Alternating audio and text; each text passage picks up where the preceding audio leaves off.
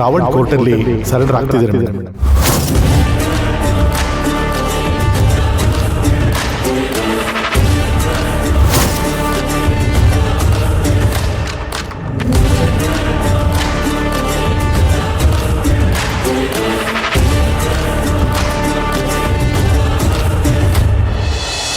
ಏನು, ರಾವಣ್ ವಾಲಂಟರಿಯಾಗಿ ಸರೆಂಡರ್ ಆದ್ನಾ?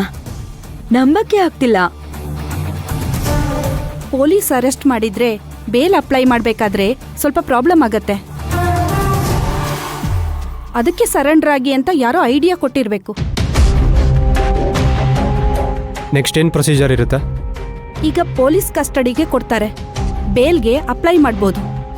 ರಾವಣ್ ಮೇಲೆ ಯಾವ್ಯಾವ ಚಾರ್ಜ್ ಶೀಟ್ ಹಾಕಿದ್ದಾರೆ ಎಲ್ಲ ಸರಿಯಾಗಿದ್ಯಾ ಅಂತ ಕೋರ್ಟ್ ನೋಡುತ್ತೆ. ಬೇಲ್ ಕೊಡ್ಬೇಕಾ ಕೊಡಬಾರ್ದಾ ಅಂತ ಕೋರ್ಟ್ ತೀರ್ಮಾನ ಮಾಡುತ್ತೆ. ಟ್ರಯಲ್ ಶುರು ಆಗತ್ತೆ. ಏನೋ ಪ್ಲಾನ್ ಮಾಡ್ಕೊಂಡೆ ಸರೆಂಡರ್ ಆಗಿದ್ದಾನೆ ಅಂತ ಅನ್ನಿಸ್ತಾ ಇದೆ. ಹೌದು ಮೇಡಮ್, ಲಾಯರ್ ಅಡ್ವೈಸ್ ಕೇಳ್ಕೊಂಡೆ ಅವ್ನು ಸರೆಂಡರ್ ಆಗಿರ್ಬೇಕು. ವಿಚಾರಣೆ ಶುರು ಆದಾಗ್ಲೇ ಅವ್ರೇನ್ ಅಸ್ತ್ರ ಇಟ್ಕೊಂಡಿದ್ದಾರೆ ಅಂತ ನಮಗೂ ಗೊತ್ತಾಗತ್ತೆ.